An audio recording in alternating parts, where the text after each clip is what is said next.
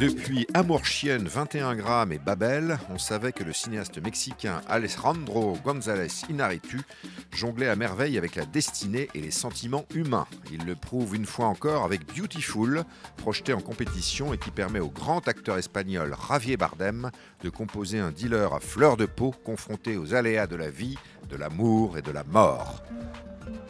C'est une lutte intérieure. Cette lutte est à l'intérieur de lui-même. Il a un besoin, mais le monde a besoin d'autre chose.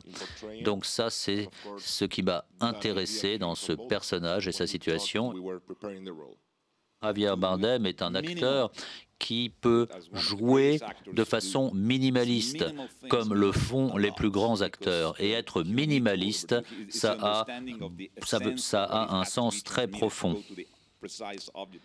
En construisant sa mise en scène sur le personnage humainement déchiré de Javier Bardem, Iñárritu manie l'émotion avec autant d'efficacité que d'ambiguïté, comme en témoignent les premières réactions critiques. Si tu prends tous les éléments du film individuellement, c'est tout du top niveau, quoi. Il n'y a aucun doute, quoi. Quand on pleure à un film, et moi j'ai beaucoup pleuré, on se demande toujours si on a eu affaire à un film tire-larme un peu facile, ou si on a assisté à un film véritablement beau et fort. Là, je crois qu'on est un peu entre les deux. J'ai trouvé que c'était très beau, formellement, on le sait, c'est un grand cinéaste, qui a des obsessions morbides, peut-être un petit peu trop, sur 2h38, mais ça reste quand même voilà, un moment fort.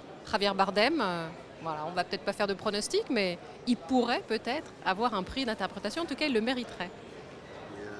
Mais si vous êtes déprimé, n'allez pas voir ce film.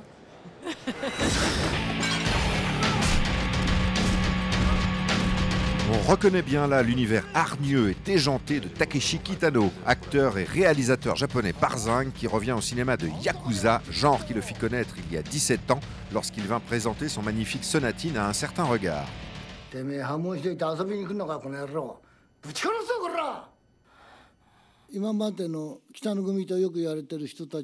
Je voulais faire quelque chose de nouveau, quelque chose qui avait évolué par rapport à mes premiers films.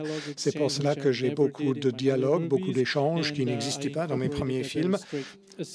Donc, si ce film ici ne marche pas, eh bien, je reviendrai encore à des films non violents. Projeté en compétition officielle, son Outrage semble pourtant avoir déçu certains de ses fans qui lui reprochent de n'avoir pas su retrouver complètement la violence sèche, la mélancolie désespérée et l'ironie en demi-teinte de ses précédents films. Very bad film. Blood Orgy, which doesn't make any sense. Really bad. Very disappointing film. Pas très réussi, un peu incompréhensible dans l'intrigue, avec des personnages pas très incarnés, un peu caricaturaux, un peu violent pour être violent, mais moins drôle qu'avant. Moi, je suis assez déçu. C'est un genre avec ses codes, il les respecte, quitte parfois effectivement à perdre un peu peut-être les spectateurs occidentaux qui ont moins l'habitude de connaître ce genre à part entière.